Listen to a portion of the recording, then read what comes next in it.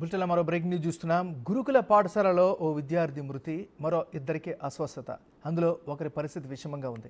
ఇది జగిత్యాల జిల్లా పెద్దపూర్ గురుకుల పాఠశాలలో తీవ్ర కలకలానికి దారితీసింది. సిరిసిల్ల జిల్లా ఎల్లారెడ్డిపేటకు చెందిన అనిరుద్ధ్ చనిపోయాడు. హేమంత్, మోక్షిత్ అనే ఇద్దరు స్టూడెంట్స్ ఆసుపత్రిలో చికిత్స పొందుతున్నారు. మోక్షిత్ పరిస్థితి విషమంగా ఉండడంతో మెరుగైన చికిత్స కోసం నిజామాబాద్కు తరలించారు. ఎమ్మెల్యే డాక్టర్ సంజయ్ గురుకుల పాఠశాలకు చేరుకున్నారు. ఏం జరిగిందని ఆరా తీశారు.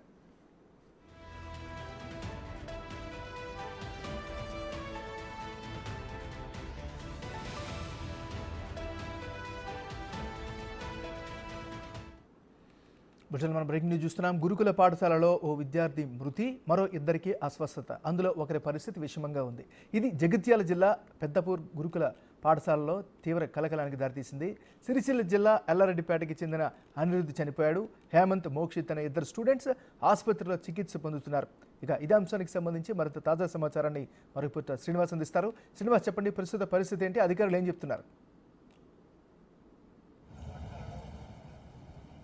ఎస్ఎంఎన్ఆర్ జగిత్యాల జిల్లా పెద్దపూర్ గురుకుల పాఠశాల లోపల తరచుగా విద్యార్థులు అస్వస్థ గురి అవుతున్నటువంటి పరిస్థితి కనబడుతుంది. వారం వ్యవధి లోపల ఇటు 6 విద్యార్థులు అస్వస్థ గురి కాగా అందులోపల 2 విద్యార్థులు కూడా మృతి చెందినటువంటి పరిస్థితి కనబడుతుంది. అయితే పెద్దపూర్ ఇటు ఏదైతే గురుకుల పాఠశాల ఉన్నదో గురుకుల పాఠశాల ఇటు అటవీకి ప్రాంతం సంబంధించినటువంటి అక్కడ ఉండడంతో ఇటు చాలా మంది కూడా అక్కడ పెద్దపూర్ గురుకుల పాఠశాలలోకి క్రిమి కీటకాలు వస్తున్నాయని చెప్పి అయితే విద్యార్థులు ఆరోపిస్తున్నటువంటి పరిస్థితి కనబడుతుంది. వారం రోజుల క్రితము ఇదే విధంగా సంఘటన జరిగినా కానీ ఇటు అధికారులు మేల్కొప్పడంతో తిరిగి అటువంటి సంఘటన మళ్ళీ పునరావృతమైనటువంటి పరిస్థితి కనబడుతుంది.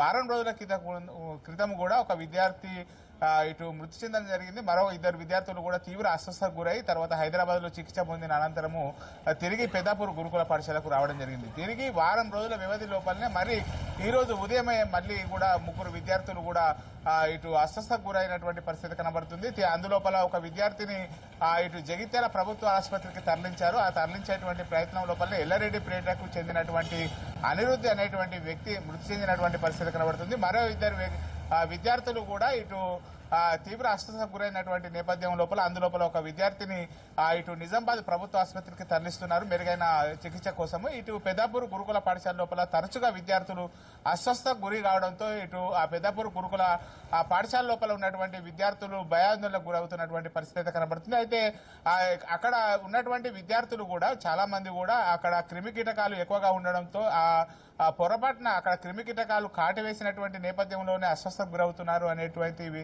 అయితే విద్యార్థులు తర్వాత విద్యార్థి సంఘాలు ఆరోపిస్తున్నటువంటి పరిస్థితి కనబడుతుంది.